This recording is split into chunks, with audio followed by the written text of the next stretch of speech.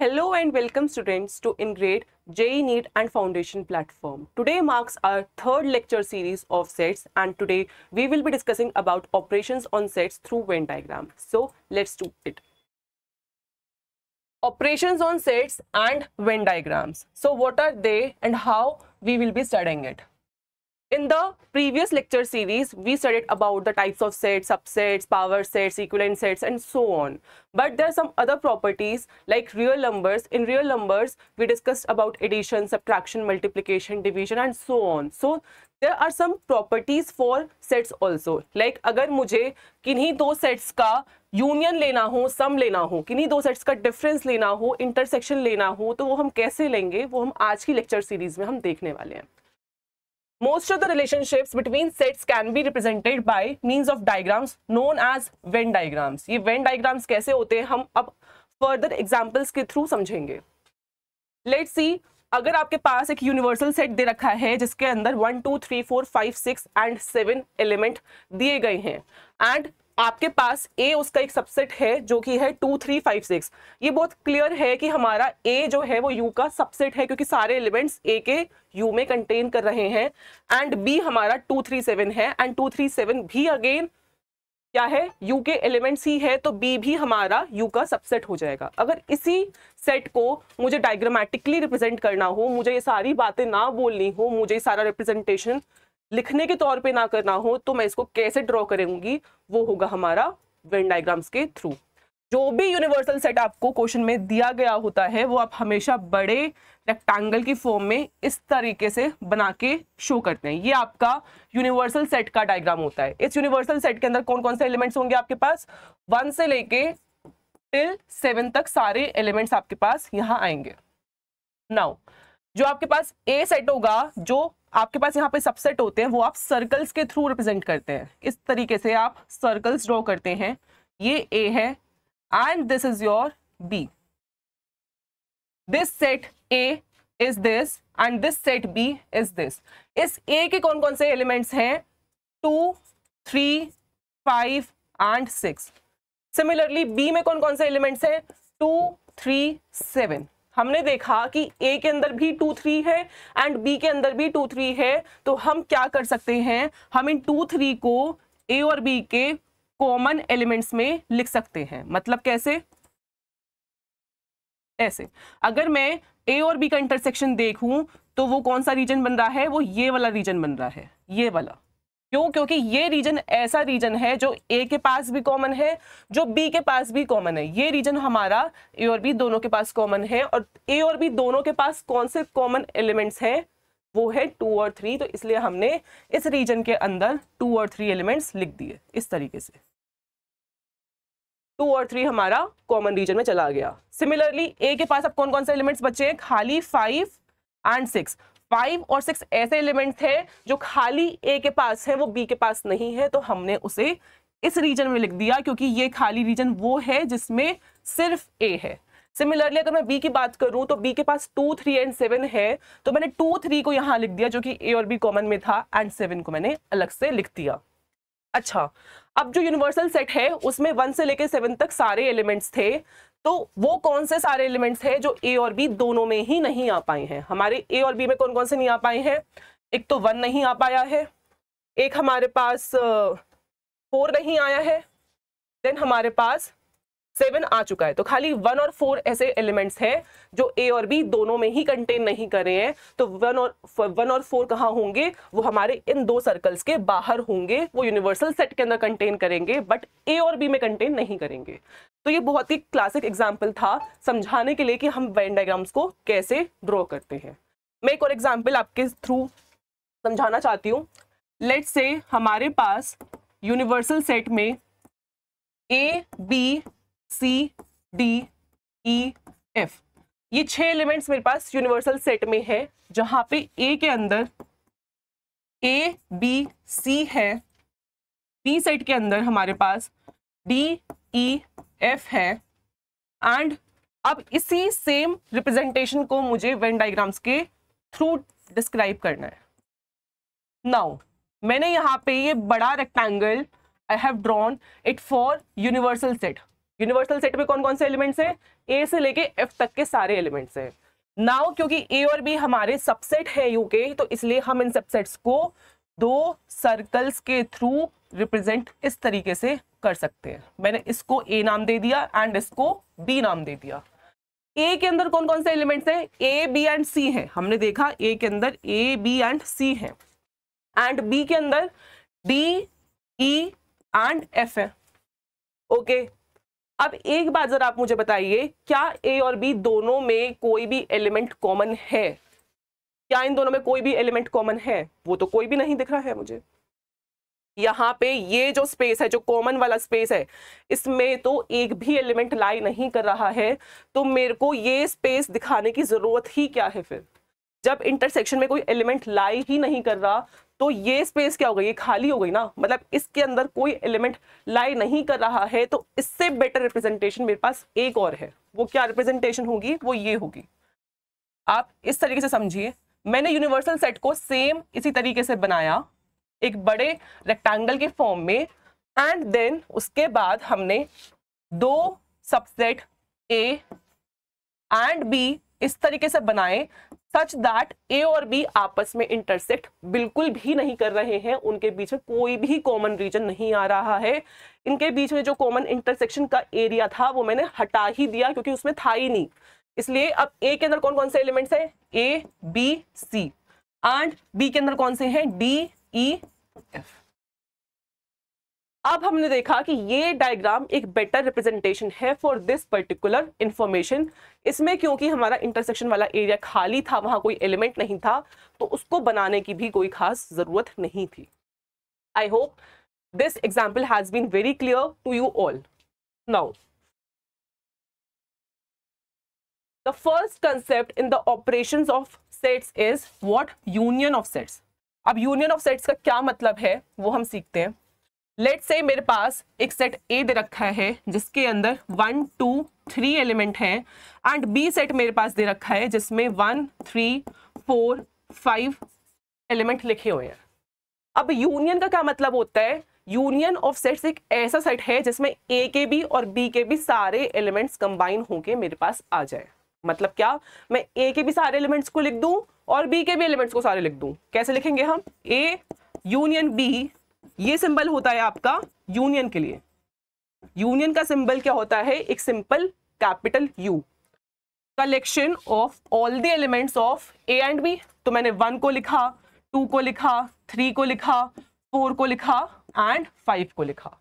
1 2 3 and then 4 and 5। मैंने इस 1 3 को रिपीट क्यों नहीं करा? क्योंकि हमने फर्स्ट लेक्चर सीरीज में देखा था कि हम कभी भी किसी सेट के एलिमेंट्स को रिपीट नहीं करते हैं, इसलिए खाली एलिमेंट्स क्या होंगे? 1 2 3 4 एंड 5। तो मतलब मैंने सारे एलिमेंट्स ए के और सारे एलिमेंट्स बी के कंबाइन कर दिए। लेट्स से अगर मेरे पास सी सेट होता जिसके अंदर एलिमेंट्स होते हमारे पास 4 6 7। अब अगर मुझे यहां पे A union B union C निकालना हो, तो आप 1 मिनट ट्राई करिए और मुझे बताइए कि A union B union C क्या होगा। यस, अगेन आपको क्या करना है? इन तीनों सेट्स का आपको यूनियन ले लेना है। मतलब जो एलिमेंट्स ए के पास भी हो, जो एलिमेंट्स बी के पास भी हो, जो सी के पास भी हो, उन सबका आपको कॉम्बिनेशन लेना है। तो मतलब 1 1 2 3 4 5 6 एंड 7। मैंने क्या किया? बस सारे एलिमेंट्स जो ए के पास हैं, जो बी के पास है और जो सी के पास है, सबको कंबाइन कर दिया और उनका एक कलेक्शन बना लिया। आप यूनियन कितने भी सेट्स का ले सकते हैं, जरूरी नहीं है कि वो 2 या 3 सेट्स का ही हो। आप कितने भी सेट्स के यूनियन को आप निकाल सकते हैं। बस आपको सारे सेट्स के एलिमेंट्स को जोड़ लेना है। मतलब जो भी एलिमेंट्स पॉसिबल बन पा रहे हैं उन कलेक्शन में, आपको उनको ले लेना है। अब हम इसकी फॉर्मल डेफिनेशन के ऊपर बात करते हैं। The union of two sets A and B is the set of all those elements which are either in A or in B or in both. अब इसका क्या मतलब है? इस डेफिनेशन में बच्चे बहुत कंफ्यूज होते हैं और इसको समझने में भी बहुत मुश्किल आती है। ये क्या कहना चाह रहा है कि अभी हम इस चीज को वेन डायग्राम के थ्रू समझते हैं। सबसे पहले ये जो बड़ा रेक्टेंगल है वो हमारा यूनिवर्सल सेट का डायग्राम है। ये जो रेक्टेंगल है, लेट्स से ये जो सर्कल है वो मेरा ए के लिए है एंड जो ये सर्कल है वो मेरा बी के लिए है। मैंने यूनियन में क्या बोला कि जो भी ए के एलिमेंट्स हैं एंड जो भी बी के एलिमेंट्स हैं उन सबको आप क्या कर दो, कंबाइन कर दो, उन सबका समेशन ले लो या यूनियन ले लो। मतलब मैंने जो ए के एलिमेंट्स हैं, ये सारे ए के एलिमेंट्स हैं मेरे पास, ये वाले, ये इन सबको ले लो। सिमिलरली आप जो यहाँ पे बी के एलिमेंट्स हैं उन सबको भी ले लो। मैंने ले लिया। ये जो पूरा कलेक्शन बना, जो भी मेरा शेडिंग हो रही है वो रिप्रेजेंट कर रही है ए यूनियन बी को। तो मतलब जो ए यूनियन बी है वो किस तरीके से बना, हमने देखा जो एलिमेंट्स खाली ए में, खाली ए में कौन से एलिमेंट्स है, खाली ए में आपके पास खाली ये वाला कलेक्शन है, ये वाला खाली, ये वाला, ये है ओनली ए, ये ओनली ए, ये वाला जिसमें बी का कोई एलिमेंट नहीं है, खाली ए के एलिमेंट्स है। ये खाली क्या है, ओनली ए है, मतलब खाली ए, ओनली ए। सिमिलरली मैंने यहाँ पे ओनली बी को देखूं तो मतलब ओनली बी क्या बनेगा, मेरा ये वाला कलेक्शन बनेगा जिसमें ए इंटरसेक्शन बी का कोई भी एलिमेंट ना हो। तो मेरे पास ये क्या हो जाएगा, ओनली बी का, ये ओनली बी का सेट हो गया। अब मैंने क्या किया, यहाँ पे एक चीज ऑब्जर्व करी कि मेरे पास ए यूनियन बी में साथ में ये वाला इंटरसेक्शन वाला रीजन भी आ रहा था, ये वाला रीजन, ये रीजन भी आ रहा था। तो ये क्या था, both A and B, both A and B. इसका मतलब क्या हुआ, आपका जो दो सेट्स का यूनियन है वो ओनली ए ओनली बी और दोनों ए और बी को मिला के बना, आपने पूरा का पूरा कलेक्शन ले लिया। वही बात यहां पे बोली गई थी कि all those elements which are either in A, only A or in only B or in both. I hope now this is clear to you all. आप इसको रिप्रेजेंट कैसे करते हो, ए यूनियन बी से रिप्रेजेंट करते हो और इसको मैथमेटिकली कैसे लिखते हो, A union B is a collection of all the elements such that x belongs to A or x belongs to b। मतलब x या तो a का पार्ट हो या b का पार्ट हो। ये जो और वर्ड है, ये और word is representing what, is representing union. मतलब अगर कहीं पे भी क्वेश्चन में आपके पास किन्हीं दो सेट्स का और लेने को आ जाए, मतलब सवाल में और लिखने को बोल दिया जाए, तो मतलब आपको क्या करना है, उन दोनों सेट्स का यूनियन ले लेना है। कई बार आपको बस कंफ्यूज करने के लिए वो यूनियन नहीं बोलेगा बट स्टेटमेंट्स में और वर्ड का मेंशन कर लेगा, तो आपको कंफ्यूज नहीं होना है। जो ये और वर्ड है वो और कुछ नहीं, वो यूनियन ही है।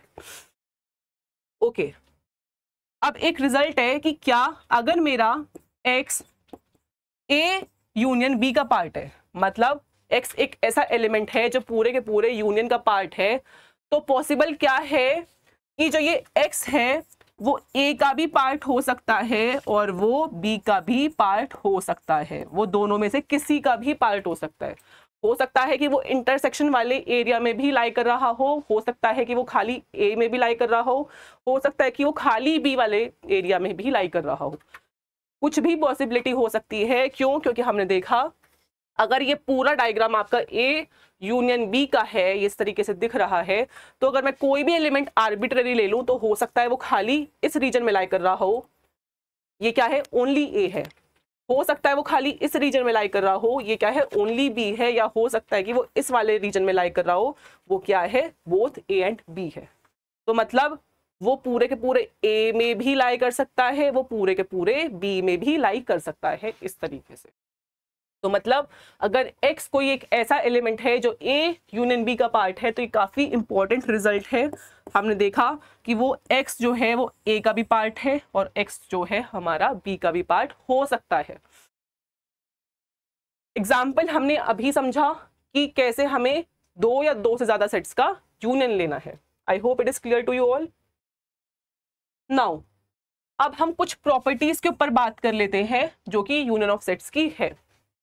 अगर मेरा x ए यूनियन बी का पार्ट नहीं है, क्या बोल रहा है वो? इस तरीके से बोल रहा है कि अगर मेरे पास एक यूनिवर्सल सेट यहाँ पे दिया गया है और मैं इसके ए और बी दो सबसेट्स बना लूं इस तरीके से, और x जो है वो इस A यूनियन B का पार्ट नहीं है, मतलब वो इस पूरी शेडिंग का पार्ट है ही नहीं, वो इस शेडिंग का पार्ट है ही नहीं, मतलब वो x कहीं यहाँ पे लाई कर रहा है। वो x यूनिवर्सल सेट का तो पार्ट है बट A यूनियन B का पार्ट नहीं है। Then x does not belong to A and x does not belong to B। Clear है, क्योंकि ये x ना तो मेरा इस A का पार्ट है और यही सेम x ना अब मेरा B का पार्ट है। तो स्टेटमेंट्स को कई बार अगर आप रिमेंबर नहीं कर पा रहे हो तो आप उसको डायग्रामेटिकली भी समझ सकते हो, एंड यही मैथ्स की सबसे अच्छी बात है कि जो आप नहीं सोच पा रहे हो वो आप इमेजिन करने लग जाओ थ्रू योर ग्राफ्स और थ्रू योर डायग्राम्स। तो मतलब अगर x हमारा A यूनियन B का पार्ट नहीं है तो मतलब x ना तो A का पार्ट है एंड x हमारा B का भी पार्ट नहीं है। नाउ अगर मेरा A B का सबसेट है, if A is the subset of B like this,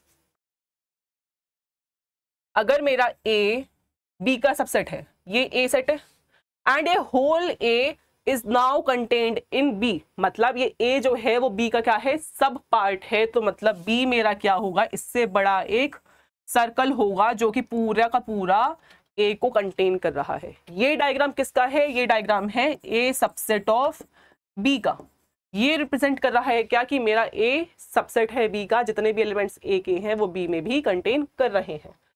अच्छा, अब अगर मैं A और B का यूनियन लूं, मतलब वो सारे एलिमेंट्स जो A में भी कंटेन कर रहे हैं एंड जो B में भी कंटेन कर रहे हैं, तो क्या हो जाएंगे, जो A में कंटेन कर रहे हैं वो ये रहे, और जो B में भी कंटेन कर रहे हैं वो कौन से हो जाएंगे, वो सारे ये रहे।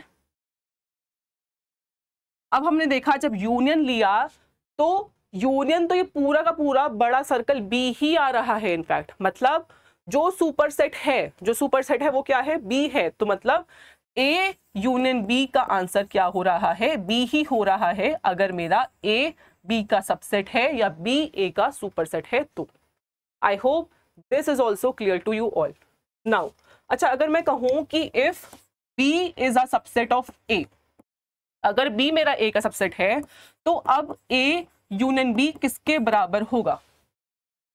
अगर B A का सबसेट है तो हम इसको डायग्रामेटिकली कैसे देखेंगे कि B मेरा पूरा का पूरा इस A में कंटेन कर जा रहा है, ये B है ये A है। नाउ A यूनियन B क्या होगा, ये पूरा का पूरा ये सर्कल होगा जिसमें A और B सारे एलिमेंट्स मेरे इंक्लूड हो रहे हैं, तो ये क्या होगा, पूरा का पूरा बड़ा सर्कल A होगा जो कि सुपरसेट है, तो मतलब A यूनियन B क्या हो जाएगा, मेरा A के ही इन टर्न बराबर आ जाएगा। नाउ A यूनियन B हमारा B यूनियन A के ही बराबर होता है, मतलब union of sets commutative property को होल्ड करते हैं। अगर मैं A यूनियन B बोलूं या B यूनियन A बोलूं एक ही बात है। सिमिलरली अगर मैं 3 सेट्स का यूनियन ले रही हूं इस तरीके से, तो मतलब आप A और B उनका पहले यूनियन ले लो फिर C के साथ ले लो, या B और C का पहले यूनियन लेके फिर A के साथ लो, बात एक ही है। हमेशा जो A सेट होगा वो A यूनियन B का सबसेट ही होगा। कैसे होगा, आपने देखा A यूनियन B क्या है, ये पूरा का पूरा कलेक्शन है जिसमें A के भी एलिमेंट्स हैं और B के भी एलिमेंट्स हैं, तो जो मेरा A सेट है जो ये है, एक तरीके से वो पूरा का पूरा इस यूनियन का पार्ट है ना, क्योंकि यूनियन में ऑलरेडी A के भी एलिमेंट्स हैं, मतलब जो भी A के एलिमेंट्स हैं वो यूनियन में भी आ रहे हैं, इसलिए हमने क्या बोला कि A भी हमारा यूनियन का क्या है, सबसेट है, तो मतलब A is a subset of A union B। Similarly जो B है वो भी मेरा A यूनियन B का सबसेट होगा ही होगा, क्योंकि B के भी सारे एलिमेंट्स मेरे यूनियन में कंटेन कर जा रहे हैं।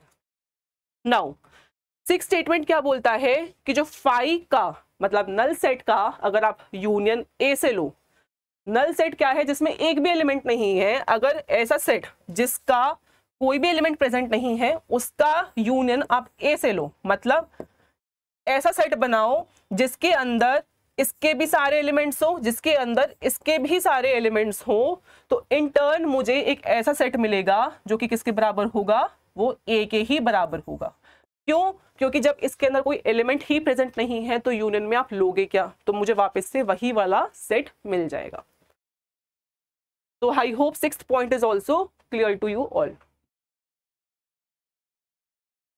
Now union and the word at least, अभी हमने एक चीज समझी थी कि यूनियन को हम क्या बोलते हैं, और वर्ड से भी बोलते हैं। अगर स्टेटमेंट में बोल दिया जाए ए और बी, तो भी मतलब क्या है कि आप ए और बी का क्या ले रहे हो, यूनियन ही ले रहे हो।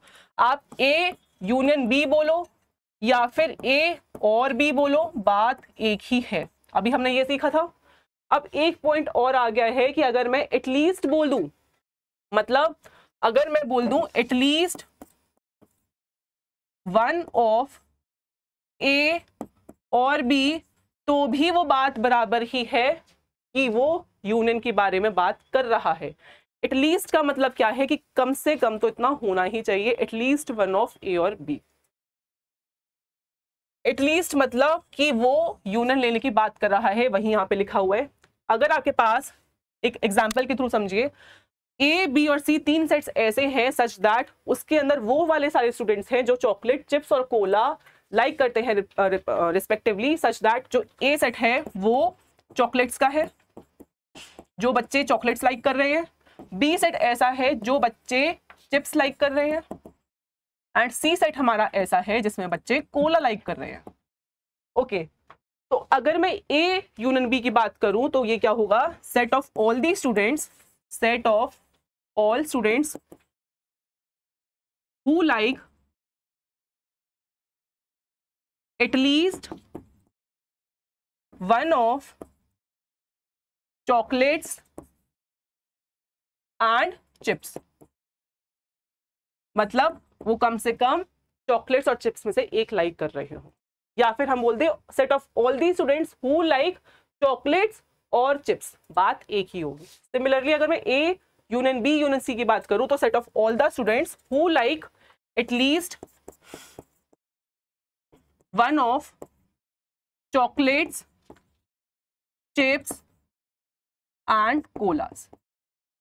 तो इसलिए अगर आपके पास सवाल में एटलीस्ट लिख के आ जाए, और लिख के आ जाए, यूनियन लिख के आ जाए, तो मतलब बात क्या है, सारी एक ही है। तो आई होप इसके बाद अब कोई कंफ्यूजन नहीं होगा कि एटलीस्ट अगर लिख के आ जाए तो इसका मतलब क्या है। Now intersection of two sets. Intersection का क्या मतलब है, लेट्स से मेरे पास अगेन यूनिवर्सल सेट दिया हुआ है इस तरीके से, जिसमें कुछ भी एलिमेंट्स हो सकते हैं, एंड ए और बी उनके दो सबसेट्स हैं, ए और बी दो सबसेट्स हैं। इंटरसेक्शन नाम ही सजेस्ट कर रहा है वो सारा कलेक्शन जिसमें ए के भी सारे एलिमेंट्स हैं एंड बी के भी सारे एलिमेंट्स हैं। मतलब इस तरीके से वो शेडिंग का पार्ट बन रहा है, क्योंकि यही एक पोर्शन है जहां पे हम कह सकते हैं कि ए और बी दोनों के कॉमन एलिमेंट्स लाई कर रहे हैं। मतलब ये शेडिंग क्या होगी मेरी, ए इंटरसेक्शन बी की। यहाँ पे ए के भी एलिमेंट्स आ रहे हैं, यहाँ पे बी के भी एलिमेंट्स आ रहे हैं। ये वाली जो शेडिंग थी यहाँ पे, ये थी ओनली ए, एंड जो ये शेडिंग थी ये क्या थी, ये थी हमारी ओनली बी। ओनली बी क्यों बोला, क्योंकि खाली बी चाहिए, उसमें ए का कोई भी एलिमेंट नहीं होना चाहिए। इसलिए ए एंड बी अगर मैं बोलूं, इंटरसेक्शन ऑफ टू सेट्स बोलूं या फिर ए एंड बी बोलूं, बात एक ही है। इंटरसेक्शन में भी जैसे हमने यूनियन का पढ़ा कि और बोल दो या एटलीस्ट बोल दो, वैसे ही इंटरसेक्शन में आप एंड लगा दो तो बात एक ही है। वही यहां पे लिखा हुआ है कि which are common in both A and B.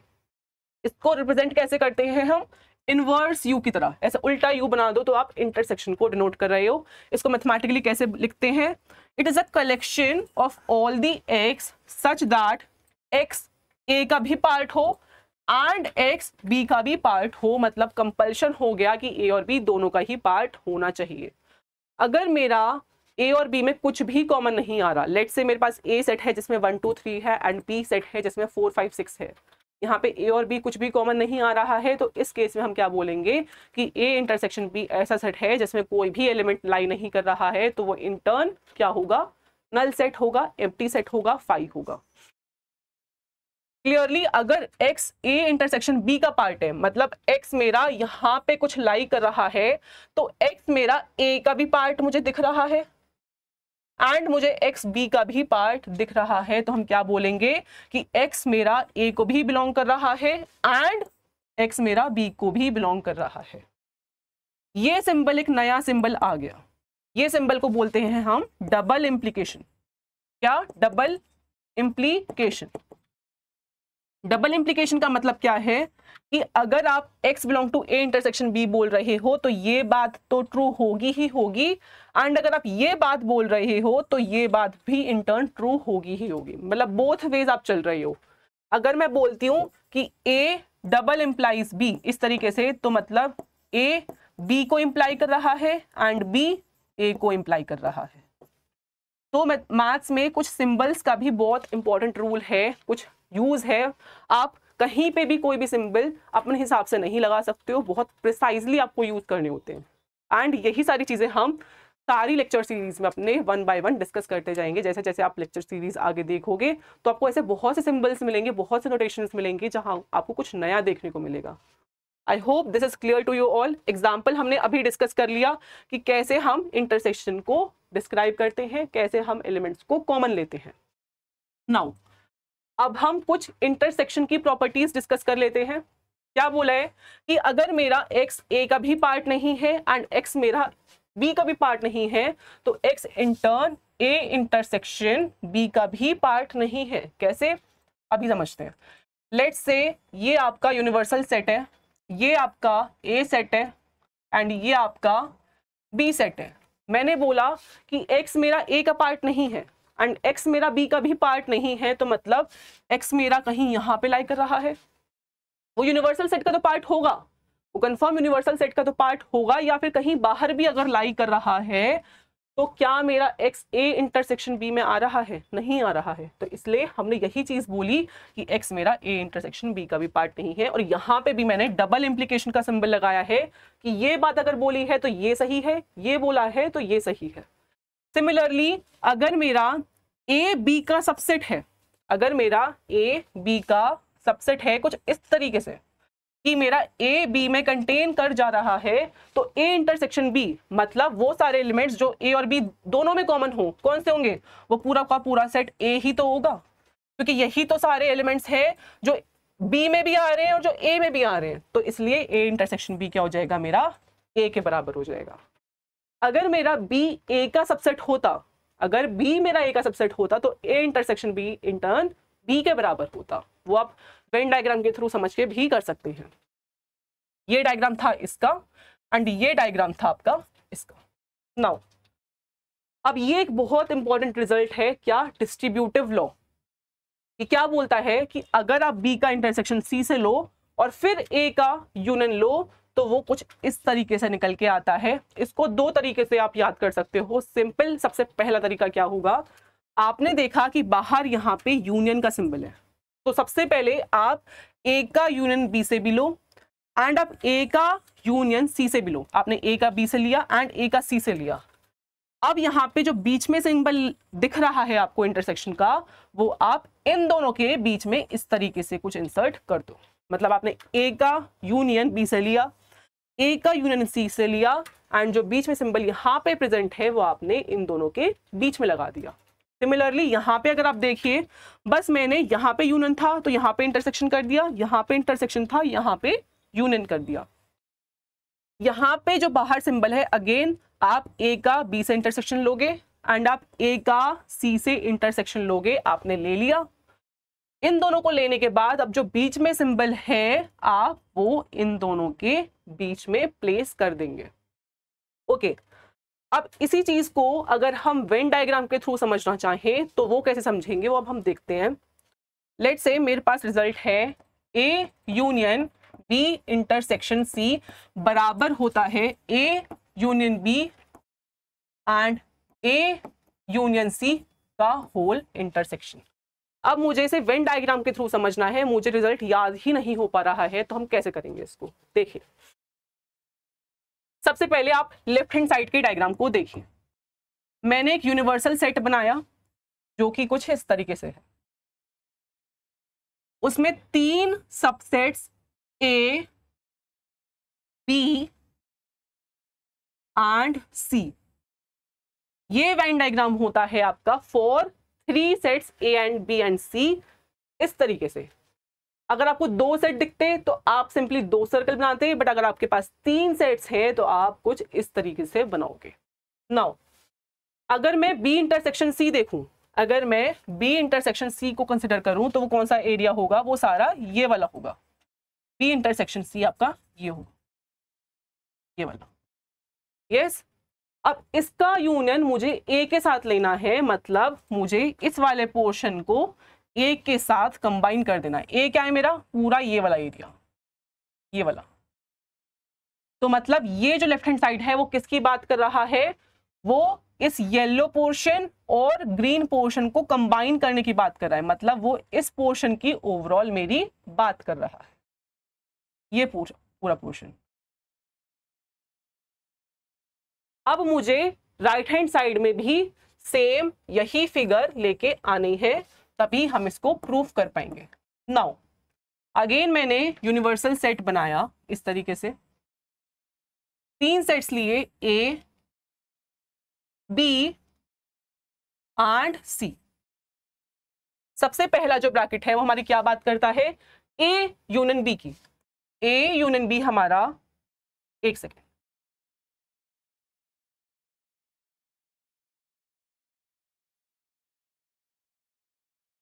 Yes, A union B हमारा इस पूरे रीजन की बात कर रहा है। ए यूनियन बी हमें ये दे रहा है, एंड ए यूनियन सी हमको क्या दे रहा है, हमको दे रहा है ये वाला रीजन। ए यूनियन सी हमको ये वाला रीजन दे रहा है। अब इन दोनों का अगर मैं इंटरसेक्शन लूं, मतलब जो पिंक वाला पोर्शन है एंड जो ब्लू वाला पोर्शन है, ये दोनों कहां कहां कॉमन लाई कर रहे हैं, तो अगर हम देखें तो वो कहां कहां लाई कर रहे हैं। एक तो मेरे पास ये वाला रीजन दिख रहा है, देखिए एक बार ऑब्जर्व करिए एक बार आप, ये पूरा रीजन दिख रहा है ये वाला, एक मिनट, ये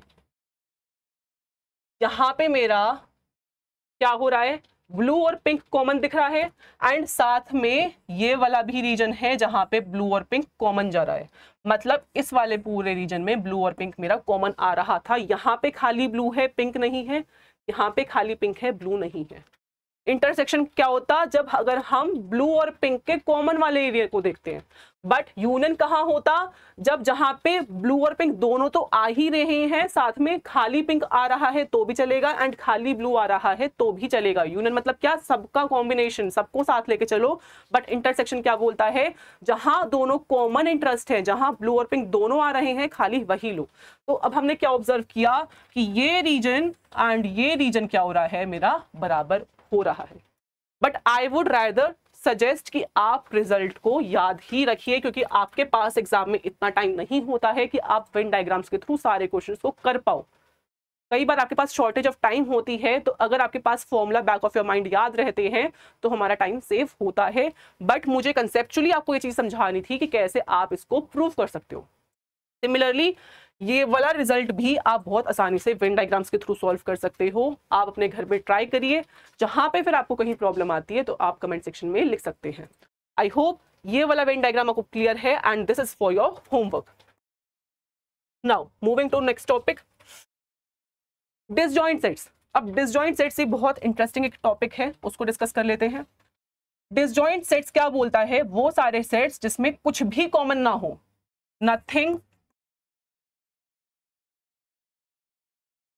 nothing common in A and B। मतलब कुछ भी A और B में कॉमन नहीं है। मतलब अगर A मेरा 1 2 3 है तो B को अलग होना ही पड़ेगा, उसमें एक भी एलिमेंट A का नहीं आना चाहिए। मतलब उन दोनों का अगर मैं इंटरसेक्शन लूं तो उसमें एक भी एलिमेंट ना आए, वो इंटर्न फाई के बराबर आए। मतलब क्या कि A इंटरसेक्शन B मेरा क्या होगा, फाई के बराबर होगा। अगर ये कंडीशन होल्ड करती है तभी हम क्या बोलते हैं कि डिसजॉइंट सेट्स हमारा हो जाएगा। तो मतलब A एंड B हम इंटर्न क्या बोलेंगे कि A and B are disjoint, okay. ये तो था जब हमारे पास खाली 2 सेट थे A और B। व्हाट इफ अगर मेरे पास 3 सेट्स हैं, for 3 sets A B and C, for 3 sets A B and C। अगर मुझे प्रूफ करना है कि A B C तीनों ही डिसजॉइंट हैं, अगर A B C तीनों ही डिसजॉइंट है, मतलब A B में भी कोई कॉमन नहीं है, B C में भी कॉमन नहीं है, A C में भी कोई कॉमन नहीं है, और लास्टली ए बी सी तीनों का इंटरसेक्शन लो तो भी कोई कॉमन एलिमेंट नहीं है। कई बार बच्चे खाली यही प्रूफ करके छोड़ देते हैं कि A intersection B intersection C should be equal to 5, but वो म्यूचुअली डिसजॉइंट प्रूव नहीं करते हैं। म्यूचुअली का मतलब वो दो पेयर्स एट अ टाइम लेके नहीं करते हैं। मतलब अगर आपको for 3 sets A B C to be disjoint आपको क्या प्रूव करना होता है, आपके पास कुछ कंडीशंस हैं, वो इस तरीके से हैं। सबसे पहले आप प्रूफ करोगे कि ए intersection B intersection C should be equal to 5. Now A intersection B, B intersection C and A intersection C should be individually equal to 5. ये क्या हो गए? पेयर वाइज डिसजॉइंट, मतलब पेयर में किया, पेयर वाइज डिसजॉइंट। और ये क्या कंडीशन है आपकी? Mutually disjoint, mutually disjoint. I hope आपको 2 सेट और 3 सेट की कंडीशन क्लियर हुई। अगर आपके पास 4 सेट भी आते तो भी कोई दिक्कत नहीं थी। अगर ए बी सी और डी 4 सेट्स थे और उनको आपको डिसजॉइंट प्रूफ करना होता तो आप A intersection B intersection C intersection D को 5 प्रूफ करते, फिर 3 सेट्स एट अ टाइम लेके आप डिसजॉइंट प्रूफ करते, फिर 2 सेट्स एट अ टाइम लेके आप डिसजॉइंट प्रूफ करते, तभी आप बोलते कि वो क्या है, प्रॉपर डिसजॉइंट सेट्स है। I hope this is clear to you all. अब इसका अगर वेन डायग्राम देखूं तो वेन डायग्राम कैसे बनेगा इसका? वेन डायग्राम इसका कुछ इस तरीके से बनेगा, जिसमें आपने यूनिवर्सल सेट मान लिया। नाउ मैं यहाँ पे ए को एक ऐसा सेट मान रही हूँ एंड बी को एक ऐसा सेट मान रही हूँ सच दैट ए और बी दोनों में कुछ भी कॉमन नहीं है। यहाँ पे हमने देखा कि ए इंटरसेक्शन बी हमारा 5 के बराबर आ रहा है। अच्छा, अगर मुझे फॉर 3 डिसजॉइंट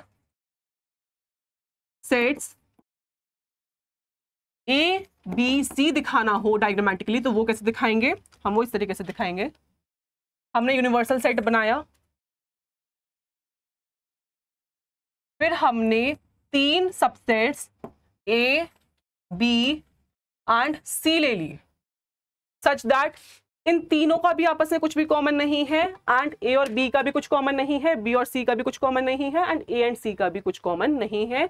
तो इस केस में हम क्या बोलेंगे कि तीनों क्या है? डिसजॉइंट है। आई होप वेन डायग्राम्स के थ्रू भी आप क्लियरली समझ पा रहे हैं कि मैं क्या बोलना चाह रही हूं। नाउ अब नेक्स्ट एक ऑपरेशन है सेट्स का, जो कि है डिफरेंस ऑफ 2 सेट्स।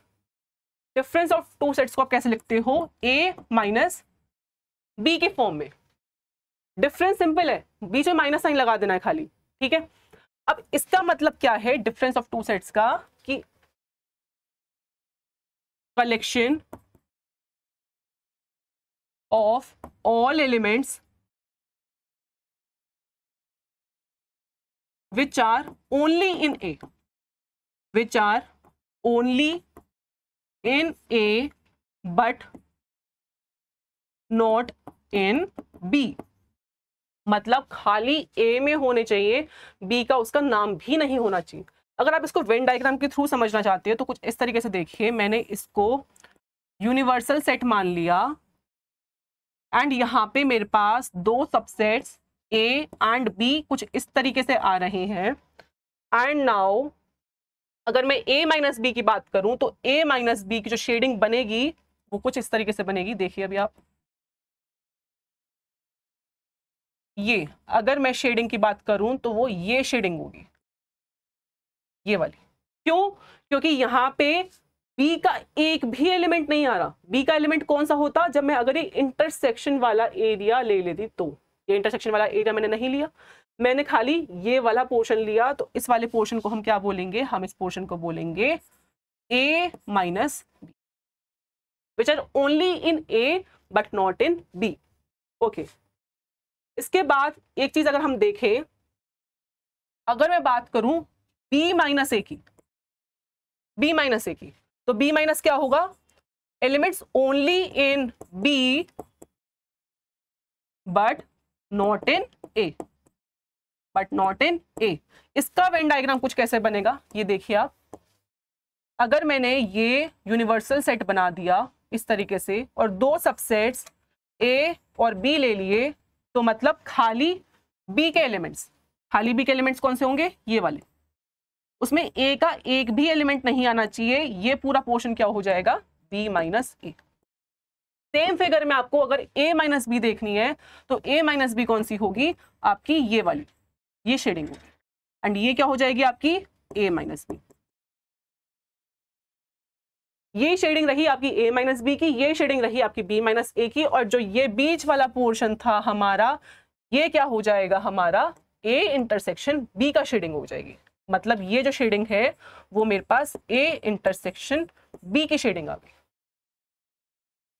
अब आप देख पा रहे हो कि जो हमने सबसे पहला कंसेप्ट पढ़ा था यूनियन ऑफ सेट्स का, यूनियन में हम क्या बोल रहे थे, जब हम सारे ए के एलिमेंट्स को और सारे बी के एलिमेंट्स को कंबाइन कर देते हैं तो हमारे पास यूनियन बनता है। यूनियन मतलब ये पूरे के पूरे दोनों गोलों को अगर हम कंबाइन कर दे तो यूनियन बन रहा है। तो मतलब आपने देखा, आपने ए माइनस बी को कंबाइन किया, आपने बी माइनस ए को कंबाइन किया, और आपने ए इंटरसेक्शन बी को कंबाइन किया, तो आपके पास क्या आ जाएगा, ए यूनियन बी ही निकल के आ जाएगा। मतलब अभी हम देखते हैं इसको कैसे। अगर मैं ए यूनियन बी की एसेंस में बात करूं तो मतलब आपने ए माइनस बी के जितने भी नंबर ऑफ एलिमेंट्स हैं उनको लिया, साथ में आपने जितने भी बी माइनस ए के एलिमेंट्स हैं उनको लिया, एंड साथ में जितने भी आपके पास ए इंटरसेक्शन बी के एलिमेंट्स हैं आपने उनको लिया, तो आपके पास ए यूनियन बी निकल के आ गया। I hope it is also very clear to your. Now अब एक नेक्स्ट चीज है, number of elements in A minus B निकालने का एक बहुत क्लासिक फॉर्मूला है। वो क्या बोलता है, ए माइनस बी मैंने देखा कि अगर मैं ए में से पूरा ए क्या है मेरे पास, पूरा ए मेरे पास ये वाला एरिया है, पूरा ए मेरे पास ये वाला एरिया है, और इस पूरे ए में से अगर मैं इसके इंटरसेक्शन वाले एलिमेंट्स को हटा दूं तो मेरे पास ए माइनस बी मिल जाएगा। तो मतलब number of elements in A minus B क्या हो जाएगा, number of elements in A minus number of elements in A intersection B. Similarly अगर मुझे number of elements in B minus A निकालना होता तो मैं number of elements in B minus number of elements in A intersection B को लिखती। कोई भी फॉर्मूले तक पहुंचना आपके लिए बहुत आसान है अगर आपके दिमाग में मैथ्स विजुअलाइजेशन के थ्रू आ रही है। अगर आप विजुअलाइज कर पा रहे हो तो कहीं पे भी आप नहीं अटकोगे। I can guarantee you on that. Similarly अगर मैं यहाँ पे a माइनस बी की बात करूं तो a माइनस बी क्या होगा, अगर मैं a का कॉम्प्लीमेंट b के a का इंटरसेक्शन b के कॉम्प्लीमेंट से ले लूं। ये कंसेप्ट अभी हम थोड़ी देर में पढ़ने वाले हैं, बट आप अभी इस फॉर्मूले को अपने दिमाग में रख लीजिए। नाउ अच्छा, अगर मेरे पास a इंटरसेक्शन b फाई के बराबर आ रहा है, मतलब अभी हमने कुछ देर पहले इसका डायग्राम समझा था, वो क्या था कि अगर ये यूनिवर्सल सेट है, ये सेट A है एंड ये सेट B है, सच दैट इनके बीच में कुछ भी कॉमन नहीं है, तो मेरा A माइनस बी क्या होगा और B माइनस ए क्या होगा। आप 2 मिनट सोचिए और फिर मुझे इस चीज का जवाब दीजिए।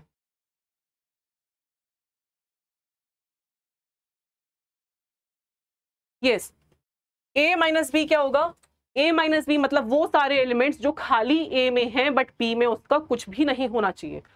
मतलब जो सिर्फ A में है बट B में नहीं होने चाहिए, तो B में तो एक भी दिख भी नहीं रहा है यहाँ पे, तो हमारा A माइनस बी क्या हो जाएगा, इंटर्न A के ही बराबर हो जाएगा।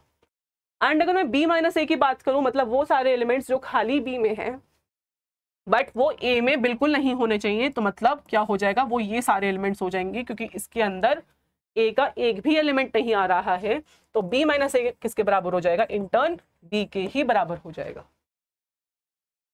ओके, अगर मेरा A B का सबसेट है, मतलब अगर मेरा A इस तरीके से है एंड B इस तरीके से है, तो मुझे निकालना है अगर A माइनस बी मतलब वो सारे एलिमेंट्स जो A में तो हों बट B में बिल्कुल भी ना हो, A में तो हों बट B में ना हो। बट यहाँ तो आप देख रहे हो कि जो जितने एलिमेंट्स A में हैं वो सारे के सारे B में हैं, मतलब वो सारे एलिमेंट्स जो A में हो बट B में ना हो तो वो तो कुछ भी नहीं मिलेगा, क्योंकि यहाँ पे क्या हो जाएगा, सारे के सारे एलिमेंट्स मेरे B में भी प्रेजेंट हैं, तो यहाँ पे A माइनस बी मेरा पाई के बराबर हो जाएगा। मेरे पास एक भी एलिमेंट ऐसा नहीं मिलेगा जो B में ना हो। वो दोनों बातें क्या हो रही है, कॉन्ट्रडिक्शन हो रही है, इसलिए हमने A माइनस बी को क्या बोला, पाई बोला। एंड A माइनस बी मेरा B माइनस ए के बराबर नहीं होता है। जिस तरीके से हमने यूनियन का देखा था कि A यूनियन B और B यूनियन A बराबर होते हैं, A इंटरसेक्शन B और B इंटरसेक्शन A बराबर होते हैं, सिमिलरली यहाँ पे नहीं बोल सकते कि डिफरेंस ऑफ सेट्स आपकी कॉम्यूटेटिव प्रॉपर्टी को होल्ड करते हैं, कॉम्यूटेटिव को ये होल्ड नहीं करते हैं, ये दोनों आपस में बराबर नहीं होते हैं। क्यों नहीं होते हैं हमने अभी देखा इस डायग्राम के थ्रू। ये पोर्शन था हमारा a माइनस बी का, ये पोर्शन था b माइनस ए, और ये दोनों बराबर बिल्कुल भी नहीं है। ओके, आपका होमवर्क है कि आपको मुझे वो सिचुएशन बतानी है जहां पे can ever a minus B बराबर हो सकता है b माइनस ए के। क्या कभी ये चीज बराबर हो सकती है, और हो सकती है तो वो किस सिचुएशन में हो सकती है वो आप मुझे बताएंगे। आप बेशक वेन डायग्राम के थ्रू करिए या आप एग्जांपल लेके करिए, आप सेट बना के कीजिए, बट आप एक बार इस क्वेश्चन को ट्राई जरूर कीजिएगा। नाउ इसके बाद है difference and the word only. अभी मैंने देखा था यूनियन को हम और के थ्रू भी बोलते हैं, एटलीस्ट के थ्रू भी बोलते हैं, एंड इंटरसेक्शन को हम एंड के थ्रू बोलते हैं। सिमिलरली हम डिफरेंस ऑफ सेट्स को ओनली के थ्रू बोलते हैं। अगर मैं बोल दूं only A not be, only A not be, इसका मतलब क्या हो रहा है कि मैं खाली a माइनस बी की बात कर रही हूं। अगर मैं बोल दूं ओनली b नॉट c, इसका मतलब मैं b माइनस सी की बात कर रही हूं। ये चीज सेम मैंने यहां पे लिख दिया, तो I hope it is clear कि मैं क्या बोलना चाह रही हूं। ये चीज और ये चीज क्या है, सेम है। ओके, मैं एक सिचुएशन और आपके साथ डिस्कस करना चाहती हूँ, वो कुछ ऐसी है। लेट्स से मैंने एक यूनिवर्सल सेट इस तरीके से लिया एंड यहाँ पे 3 सेट्स ए बी सी का मैंने डिस्कशन किया। अब इस पूरे सेट में अगर मैं a माइनस बी की बात करूं या मैं b माइनस सी की बात करूं, तो आप उसको शेडिंग में कैसे लेके आएंगे, आप उसको कैसे शो करेंगे? आप जरा 1 मिनट ट्राई करिए, फिर मुझे बताइए।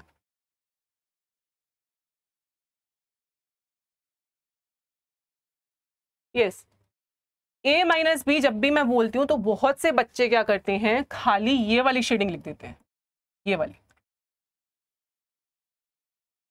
ये वाली। क्या ये सही है या क्या ये गलत है? जिसमें खाली क्या किया, सिर्फ ओनली ए लिख दिया। इसमें बी का एक भी एलिमेंट नहीं है माना, बट इसमें सी का भी उन्होंने एक भी एलिमेंट नहीं लिया, उसको इंक्लूड ही नहीं किया। यहां पे जो मैं a माइनस बी की बात कर रही हूं वो ये चीज कह रहा है कि a का एलिमेंट हो बट b का ना हो। मुझे c से फर्क ही नहीं पड़ रहा है कि वो है कि नहीं है, तो इसलिए मैं इसके डिस्कशन में ये वाला पोर्शन भी इंक्लूड कर सकती हूँ। मैं इसके पोर्शन में ये वाला पोर्शन भी इंक्लूड कर सकती हूँ। मतलब a माइनस बी का मतलब यहाँ पे ये पूरा पोर्शन होगा। ये पोर्शन क्या हो गया आपका, a माइनस बी का। इसमें आपको सी से कोई कंसर्न नहीं है, आपको सी को एक्सक्लूड नहीं करना है, कोई नेसेसिटी नहीं है सी को हटाने की। सिमिलरली अगर मैं बी माइनस सी की बात करूं तो बी माइनस सी का मतलब है कि वो सारे एलिमेंट्स जो बी में हैं बट सी में ना हो, उसमें सी का कोई डिस्कशन ना हो, उसमें मेरा ए से कोई लेना देना नहीं है, मुझे ए से दुश्मनी नहीं लेनी है, मुझे ए को एक्सक्लूड नहीं करना है। तो ये पोर्शन कौन सा हो जाएगा, ये पोर्शन हो जाएगा आपका बी माइनस सी का। सिमिलरली अगर मुझे c माइनस ए को डिस्कस करना है, मुझे c माइनस अगर a को डिस्कस करना है, तो मतलब वो सारे एलिमेंट्स जो c में हैं बट a में नहीं है, c में हैं इस तरीके से बट a में नहीं है, तो मैं इस वाले पूरे पोर्शन को, मतलब ये पूरा पोर्शन क्या हो जाएगा, c माइनस ए का। आई होप वेन डायग्राम के थ्रू आप समझ पा रहे होंगे कि मैं कैसे डिफरेंस ऑफ सेट्स को एक्सप्लेन करना चाह रही हूं। नाउ नेक्स्ट स्टेटमेंट है कि अगर मेरा a माइनस बी ए के बराबर है, डायग्राम के थ्रू समझो अगेन, अगर a माइनस बी मेरा a के बराबर है, यानी कि a एंड b कुछ इस तरीके से हैं कि a का b के साथ कुछ भी नहीं है कॉमन, तभी मेरे पास इनका डिफरेंस a आ रहा है, एंड b माइनस ए भी मेरा इंटर्न b के बराबर आ रहा है, तो हम क्या बोल सकते हैं कि a इंटरसेक्शन b हमारा फाई है, and in turn a and b are disjoint, a and b are in turn disjoint. इसमें कुछ भी याद करने जैसी सिचुएशन नहीं थी, बस मैंने समझ के इस चीज को प्रूफ कर दिया। Now cardinal number of union of sets, let's say मेरे पास ये रेक्टेंगल यूनिवर्सल सेट का है एंड ये सेट मेरे पास ए है एंड ये सेट मेरे पास बी है। तो अगर मुझे number of elements in A union B निकालने हो कि ए यूनियन बी के अंदर कितने एलिमेंट्स प्रेजेंट होंगे, तो कैसे निकलेगा? अगर मैं, इसका एक फॉर्मूला होता है number of elements in A plus number of elements in B minus number of elements in A intersection B. हम ये करते हैं तो हमारे पास पूरा ए यूनियन बी का फॉर्मूला आ जाता है। आप देखिए इसको एक बार। यस, कैसे हुआ ये फॉर्मूला, अभी इसको एक्सप्लेन करते हैं। ए यूनियन बी मतलब ये पूरा का पूरा शेडिंग, ये पूरा, ये पूरा, ये पूरा। ओके, अगर मैं नंबर ऑफ एलिमेंट्स इन ए की बात करूं तो वो सारे एलिमेंट्स ये हो जाएंगे इस तरीके से, ये सारे ए के एलिमेंट्स हो गए। अब मैं number of elements in B की बात करूं तो वो ये सारा हो जाएगा, ये सारा हो गया। मैंने ए के सारे एलिमेंट्स को प्लस कर दिया, मैंने बी के सारे नंबर ऑफ एलिमेंट्स को प्लस कर दिया। अब एक बात बताइए, जो इंटरसेक्शन वाला रीजन है, ये जो पोर्शन है, ये वाला, ये वाला, क्या मैंने ऐड करते वक्त इस प्रोसेस में इस पोर्शन को 2 बार ऐड नहीं कर दिया? मैंने एक बार तो ये येलो पोर्शन में इस पोर्शन को पूरे को इंक्लूड एक बार कर लिया था, साथ में जब मैंने बी को भी ऐड किया तब भी मैंने एक बार एक्स्ट्रा इस इंटरसेक्शन वाले पोर्शन को कॉमन ले लिया। तो मतलब मुझे एक बार इस इंटरसेक्शन वाले एरिया को हटाना पड़ेगा, मतलब मुझे इस ए इंटरसेक्शन बी के अंदर जितने एलिमेंट्स है उनको एक बार सब्ट्रैक्ट करना पड़ेगा, तभी ये पूरी इक्वेशन क्या होगी, बैलेंस होगी, तभी ये फॉर्मूला हमारे पास बन के आया। I hope this formula is also clear to you all. I hope कि आप ये समझ पाए।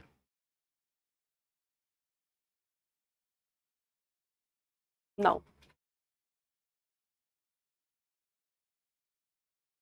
ये डायग्राम हमने देखा था अभी, समझा, जहाँ पे ये यूनिवर्सल सेट है, ये सेट ए है या सेट बी है, हमने क्वेश्चन के थ्रू अभी समझा।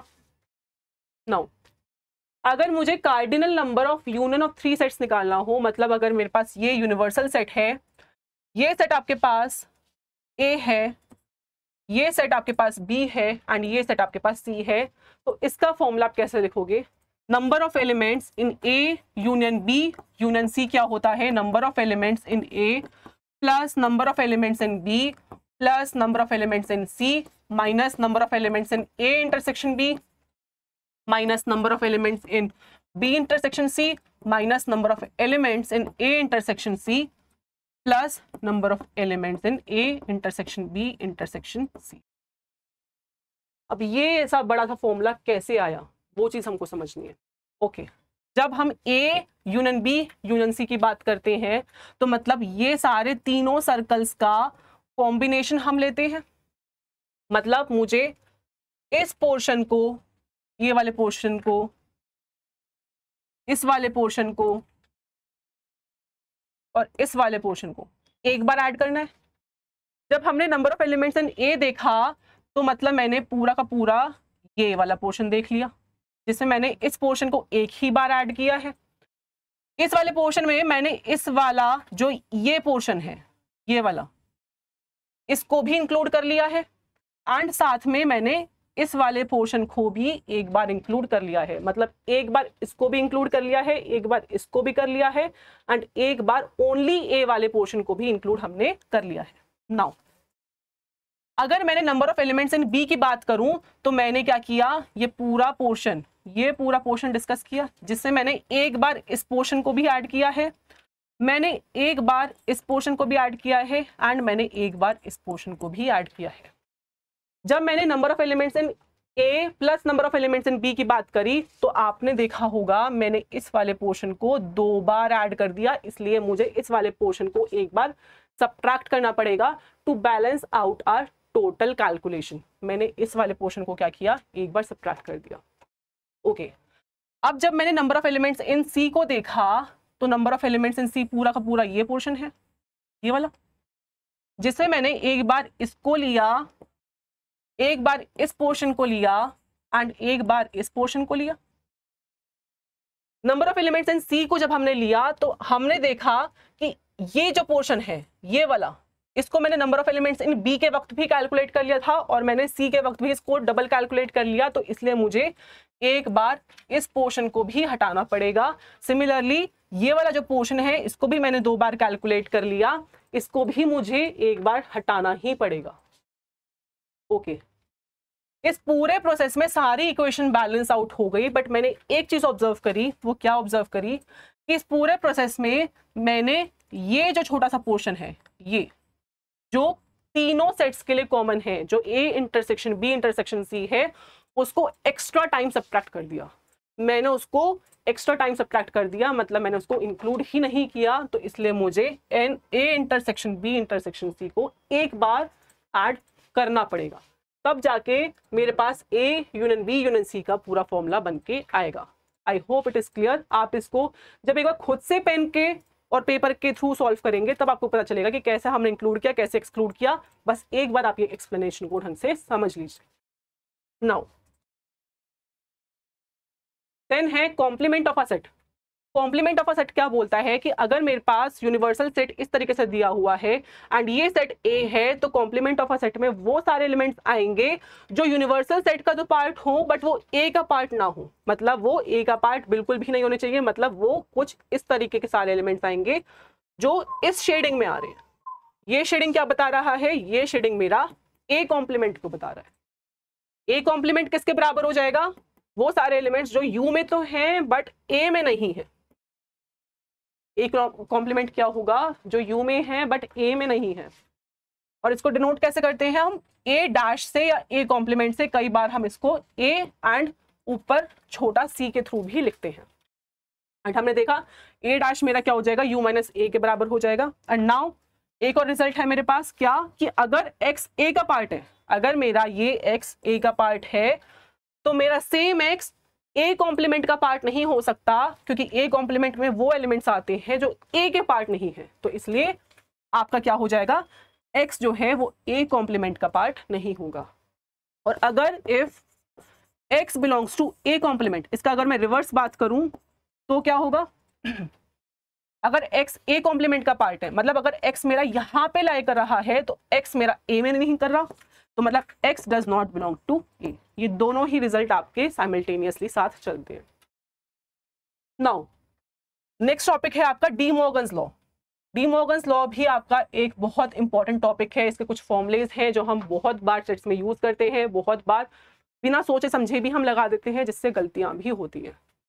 क्या बोलता है कि अगर A यूनियन B का होल कॉम्प्लीमेंट लूं, मैं कुछ इस तरीके से देखूं, अगर मेरे पास ये एक यूनिवर्सल सेट है एंड जहां पे ये मेरे पास सेट A है, ये सेट B है, तो ये क्या बोल रहा है कि अगर मैं A यूनियन B का होल कॉम्प्लीमेंट लूं, मतलब ये और ये यूनियन ये हो गया, इसका पूरे का कॉम्प्लीमेंट मतलब वो पोर्शन जो यूनियन में लाई नहीं कर रहा है, मतलब वो पोर्शन पूरा ये वाला पोर्शन है। अगर इसी पोर्शन को मुझे राइट हैंड साइड में बैलेंस आउट करना हो तो मतलब A complement intersection B complement. A complement क्या होगा? मतलब जो ए में नहीं है, तो मतलब कैसे देखोगे आप इसको? वो पोर्शन ये इस तरीके से आएगा कुछ। ए कॉम्प्लीमेंट मतलब ये पूरा पोर्शन। नाउ बी कॉम्प्लीमेंट मतलब ये पूरा पोर्शन। आई नो थोड़े कलर्स ज्यादा हो गए हैं, बट अगर आप इन दोनों पोर्शन का कॉम्प्लीमेंट देखोगे तो आपके पास यही सेम सिचुएशन निकल के आएगी। आप इसको एक तरीके से ऐसे भी याद कर सकते हो कि जब आप कॉम्प्लीमेंट लगाते हो तो जो अंदर सिंबल है यूनियन का है तो वो इंटरसेक्शन की फॉर्म में बाहर निकल के आ जाता है। इसको आप ऐसे ही याद कर लीजिए। सिमिलरली अगर यहाँ पे ए है तो ये कॉम्प्लीमेंट बनेगा एंड यहाँ पे बी है तो ये बी कॉम्प्लीमेंट बनेगा। नाउ अगर मैं ए इंटरसेक्शन बी का होल कॉम्प्लीमेंट लूं तो अगेन जो अंदर सिंबल है उसका उल्टा हो जाएगा, मतलब जो इंटरसेक्शन है वो यूनियन में बदल जाएगा एंड यहाँ पे ए और बी दोनों पे कॉम्प्लीमेंट्स हमारे लग जाएंगे। ओके, नाउ नेक्स्ट आपके पास एक और रिजल्ट है। वो क्या बोलता है कि A minus B union C should be equal to A minus B intersection A minus C. इसको भी एक रिजल्ट है जिसको हम वेन डायग्राम के थ्रू बहुत ही सिस्टमैटिक तरीके से समझ सकते हैं, जहाँ पे कोई गलती या एरर नहीं आएगी। उसमें आप कैसे देख सकते हो, लेट्स से अगर मैं बात करूं, मैं आपको एक पार्ट समझा देती हूँ इसका। लेट्स से अगर ये मेरे पास U है, यूनिवर्सल सेट है, एंड यहाँ पे 3 इसके A, B और C सबसेट्स हैं। ये A है, ये B है एंड ये C है। B यूनियन C क्या होगा? B यूनियन C आपका पूरा ये वाला पोर्शन होगा। ओके, अब इस पोर्शन को अगर आप A से हटा दो, A कह रहा है कि मुझे B यूनियन C में से कुछ भी कॉमन नहीं चाहिए, तो मतलब B union A minus B union C क्या हो जाएगा? ये वाला पूरा पोर्शन आएगा, ये वाला, ये वाला, ये पोर्शन कौन सा होगा? A minus B union C का। ये था आपका LHS वाली फिगर। अगर मुझे RHS की फिगर बनानी हो तो मैं कुछ इस तरीके से बनाऊंगी, जहां पे ये आपका यूनिवर्सल सेट है, ये आपके set A, B and C हैं, एंड नाउ अगर मैं A माइनस B देखूं तो A माइनस B क्या हो जाएगा? पूरा का पूरा ये वाला पोर्शन हो जाएगा, एंड A माइनस C क्या हो जाएगा? A माइनस C आपका पूरा का पूरा पोर्शन ये वाला हो जाएगा।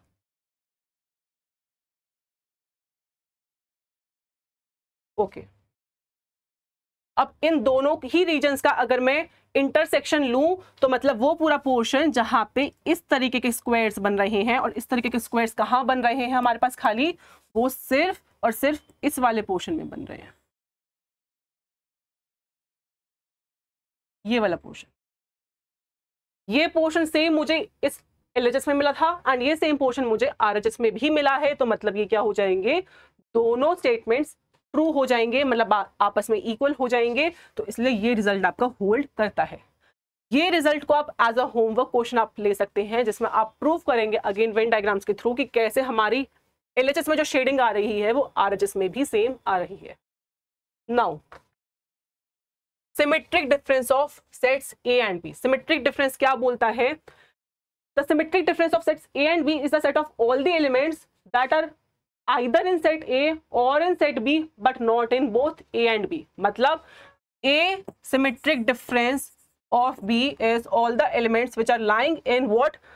A minus B union B minus A। मतलब A minus B में भी हो सकते हैं and B minus A में भी हो सकते हैं। इसका डायग्राम कैसे बनेगा? इसका डायग्राम कुछ इस तरीके से बनेगा, जहां पे आपने यहाँ पे इसको यूनिवर्सल सेट लिया, इसको सेट A लिया, इसको सेट B लिया, एंड A माइनस B आपका कुछ इस तरीके से बनेगा, B माइनस A आपका कुछ इस तरीके से बनेगा। तो ये है आपका A माइनस B एंड ये है आपका B माइनस A।